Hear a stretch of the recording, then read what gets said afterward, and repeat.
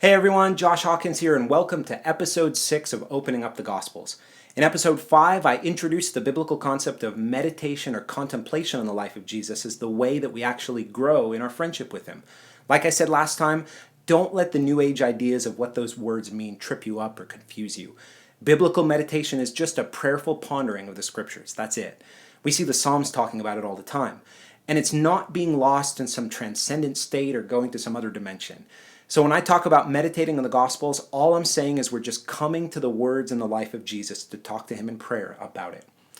Hans Urs von Balthasar said this about meditation in his book on Christian prayer. Unless a person is acquainted with trembling awe, reaching down into the very ground of his being at the thought of God's nature, not merely the awe he feels in the face of the mysteries of existence and the deep things of the world, he will not be ready for the contemplation of Jesus Christ. At the least, he will need to prepare himself in the school of the Old Covenant. Otherwise, he will be in danger of coming to Christ like someone blind and dumb, finding nothing more in him than an example of perfect humanity. Such a person would not be contemplating God, but man, i.e. himself. Anyone contemplating the life of Jesus needs to be newly and more deeply aware every day that something impossible, something scandalous has occurred, that God in his absolute being has resolved to manifest himself in a human life, and is in a position to make this resolve effective. He must be scandalized by this. He must feel his mind reeling, the very ground giving way beneath his feet. He must at least experience that ecstasy of non-comprehension which transported Jesus' contemporaries. The multitude's astonishment was often more in the nature of an external amazement at the miraculous signs. Where the praying contemplative is concerned, therefore, his astonishment at the truth he has beheld will be all the more profound. In the gospel, anyone who encounters Christ is impelled either to worship him or to pick up stones with which to stone him. Evidently, the gospel does not foresee any other kind of response. Now, I absolutely love that quote.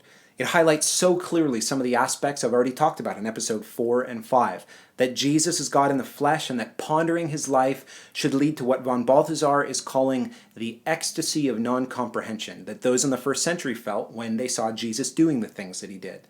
Now, being forgiven is awesome, but knowing Jesus deeply is what the true ecstasy of being a Christian is all about. Check out episode number 1 for more on what I mean on knowing Jesus deeply. Now, when we say we long to gaze upon the beauty of the Lord, like King David said in Psalm 27, we have to remember we're not staring into this cloud of sparkly light, but we're actually looking by faith into the face of a man named Jesus.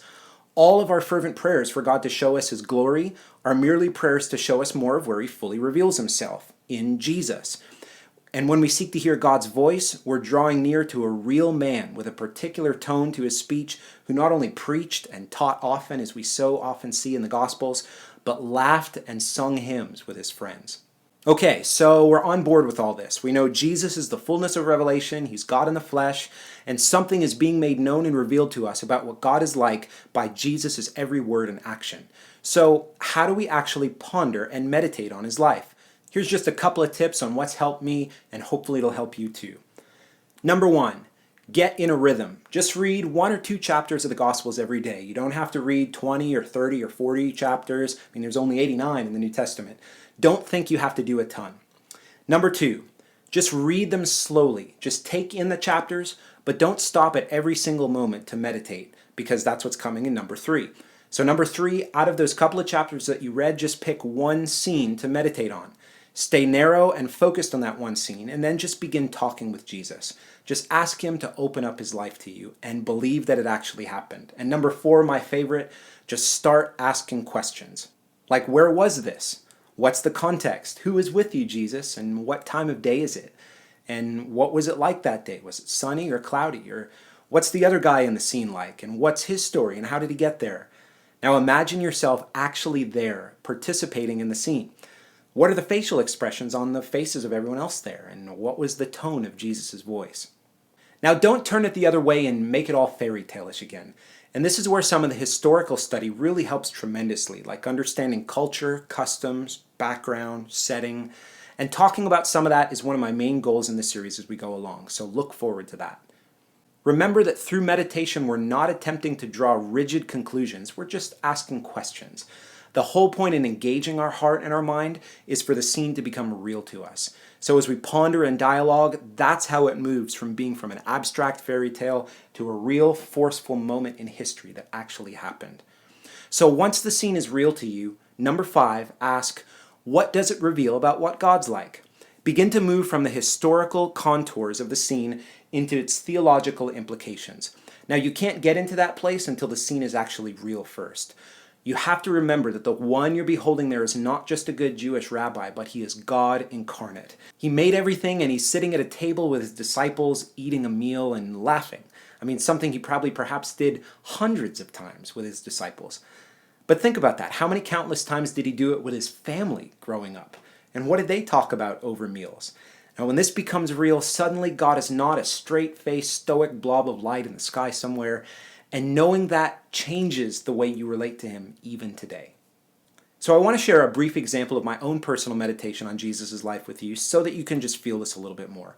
Several years ago, I was just reading John 1 and John 2, and I just decided to meditate on the scene right at the beginning of John 2, the wedding at Cana where Jesus turned the water into wine. The chapter opens with, on the third day there was a wedding at Cana in Galilee, and the mother of Jesus was there. Jesus was also invited to the wedding with his disciples. It was really the first 2 verses of the chapter that I began to ponder, and I just began to ask Jesus questions like, did you and your brothers and your sisters know the couple really well? Or how many people were there? And what was your favorite food at the wedding? I mean, think about it. If it really isn't a fairy tale, Jesus ate at the wedding and he remembers how things tasted. So that led me to ask, well, who was reclining with you at the table? And what were they talking with you about? And suddenly the scene began to become so much more real as I slowly pondered it. I just imagined a conversation with one acquaintance maybe sitting across from the table going something like, oh, Jesus, I can't wait for the harvest this year. It's going to be so amazing. The crop's doing really well. And then maybe with another one next to him, oh, my son just started studying the law in the synagogue, and I'm just so proud of him. He's doing so well. And all the while, the picture in my mind of Jesus was one of just him smiling and eating and enjoying the conversation. And then I began to think about the fact that the one that was sustaining their breath to actually talk to him and upholding all things by the word of his power was sitting at that table with them, listening and participating with them in the conversation and probably enjoying every minute of it with a smile on his face. And suddenly at that moment, the Lord whispered a question to my heart. And he said, Josh, I sat around a table giving breath to my friends and listening to them talk about absolutely nothing that's going to matter in a couple of years. And you wonder if I hear you when you pray. Oh, and I lost it. Tears of tenderness began to flow as Jesus was just helping my unbelief related to prayer. I saw a dim picture of how glorious Jesus really is as the God who answers prayer. Now, all of this came from a real scene, a real moment in history when God in the flesh walked among us. Now, right now, when you pray, a real man is there in the heavens and he hears you. And right now, Jesus remembers the details of what you're reading about when you meditate on the Gospels. It moves his heart when you care enough to study the details and to get to know his life because he remembers it.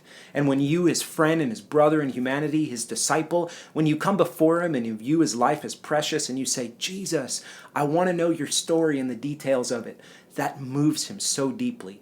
Guys, you can have a friendship with Jesus. But guys, it's not like Jesus is your bro or your buddy. And girls, it's not like Jesus is your boyfriend. But a real friendship with him is entirely possible. Not only is it possible, as I said back in episode 1, it's what it means to actually be a Christian. So as we look at the events in the Gospels themselves in future episodes, I'll try to give you some questions to ask and things to help you ponder and make the scenes of his life real to you. I've posted a document on my website you can check out. It's called 50 Questions to Ask During Gospel Meditations, just to help your meditation. So check it out under the notes section on www.joshuahawkins.com. In the next episode, we're going to start to look at the structure of the Gospel so that we can actually get a framework for reading them and putting together the events in a chronological order. So subscribe to my channel now so you don't miss next week's episode. God bless, and I'll see you next time.